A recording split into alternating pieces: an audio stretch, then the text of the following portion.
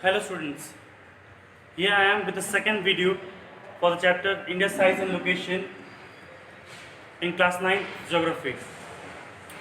First of all, we start with some statistics that we have to keep in mind. I have mentioned it here.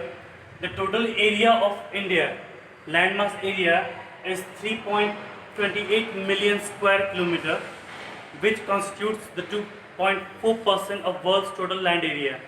मतलब India का जो total land area है, ज़मीन जो है वो 3.28 मिलियन स्क्वायर किलोमीटर का है, जो पूरे विश्व की ज़मीन का अगर हम उसको परसेंटेज में नापें तो 2.4% विश्व का सारा ज़मीन जो है, आउट ऑफ पूरे विश्व की ज़मीन में से 2.4% ज़मीन जो है वो इंडिया के पास है। India is the 7th largest country in the world. विश्व में इंडिया जो है लैंड मास के संदर्भ में 7वें नंबर पे आता है। जो उसका टोटल बाउंड्री जो है इंडिया का, that is 15,200 kilometre land boundary, और जो कोस्टल लाइन है that is 7,516.6 kilometre. Coastal line मतलब समुद्र का किनारा। हम जानते हैं इंडिया का रफ मैप बनाया मैंने, समुद्र किनारा जो start from here and will go till here and here, ये हम जानते हैं। बट इसमें मैंने लक्षद्वीप और अंडमान निकोबार, इसके भी कोस्टल एरिया को भी मैंने इंक्लूड किया है। The total coastal area including the area of Andaman Nicobar and Lakshadweep Island is 7,516.6 kilometre. इसके अलावा हमको पता है कि जो इंडिया है उसको 3 ओशियंस ने सराउंड कर रखा है, the Arabian sea, bay of Bengal and the Indian ocean. और नॉर्थ में एक फेमस माउंटेन रेंजेस है, that is the Himalaya range. इसके बाद जो हमको पढ़ना है that is the concept of standard meridian. Standard meridian क्या है और स्टैंडर्ड मेरिडियन हमें क्यों चाहिए, इसका थ्योरी क्या है। तो स्टैंडर्ड मेरिडियन को लेकर बहुत बच्चों ने मुझसे डाउट पूछा था, मैं कोशिश कर रहा हूँ चीज़ को समझाने का। द स्टैंडर्ड मेरिडियन का जो कंसेप्ट है वो आया है the theory of time zones. एक थ्योरी है टाइम जोन्स, उससे इस चीज़ को लिया गया है। अब टाइम जोन थ्योरी क्या है? According to this theory the world is divided into 24 time zones of 15 degree longitude each with one universal coordinated time commonly called Greenwich Mean Time। ये मैंने आपको नोट्स में ऑलरेडी दे रखा है, अब मैं समझाता हूँ। इस थ्योरी के अनुसार पूरे विश्व को 24 टाइम जोन्स में बांटा गया है। 24 टाइम जोन्स में बांटा गया है। हर टाइम जोन में 15 डिग्री आपका लॉन्गिट्यूड्स होता है, मतलब 15 डिग्री पे एक एक टाइम जोन बदलेगा, ठीक है।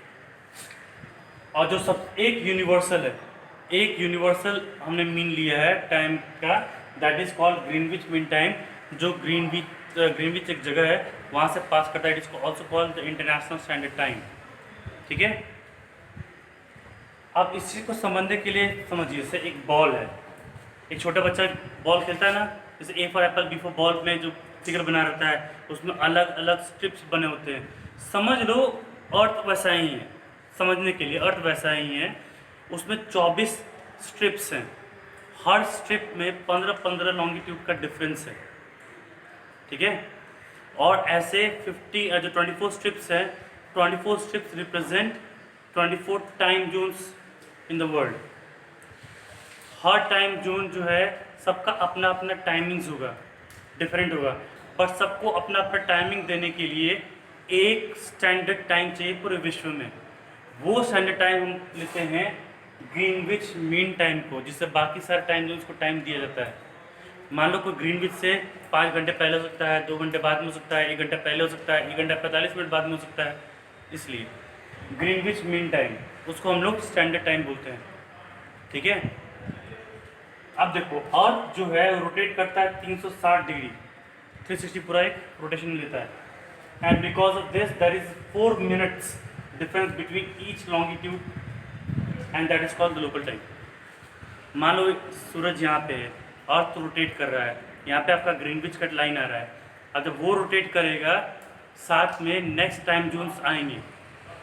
एक लॉन्गिट्यूड क्रॉस किया पैरेलल जो था सन के, फिर नेक्स्ट आया, इसमें 4 मिनट्स का गैपिंग आएगा। जो 4 मिनट्स का गैपिंग आ रहा है तो वो पर्टिकुलर जो 4 मिनट का जो गैप है हर एक लॉन्गिट्यूड का, उसका अपना एक लोकल टाइम है, ठीक है।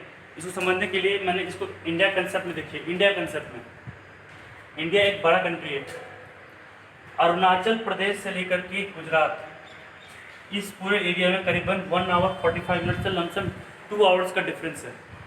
सूरज उगने समय 2 घंटे का लमसम डिफरेंस आ जाता है। यहाँ का जो लॉन्गिट्यूड है that is 94 degree 12 minutes east, और जो गुजरात का है that is 71 degree 19 minute east.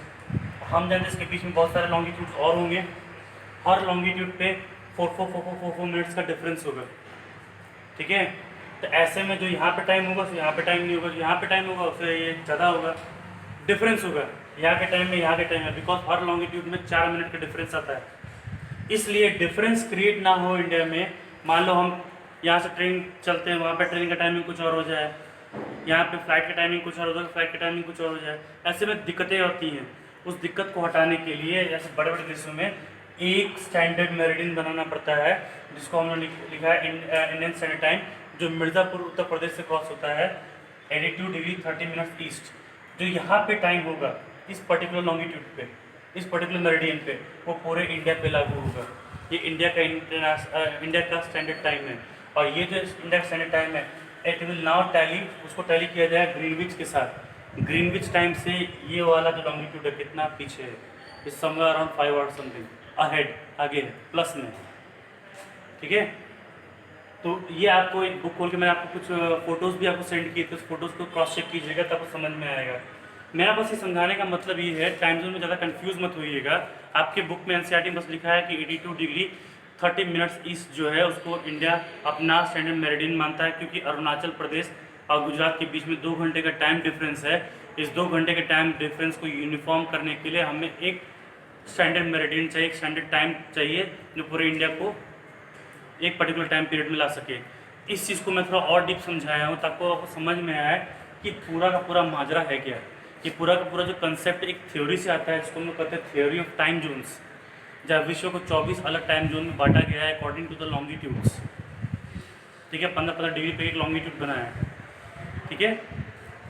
एक बार इस नोट्स को पढ़िए, जो मैंने आपको नोट्स आपको पहले सेंड किए उसको भी क्रॉस चेक कीजिए, एंड एनसीईआरटी अपना बुक पढ़िए। If you still have any doubts you can freely text me और call me, I will clear your doubts, ठीक है।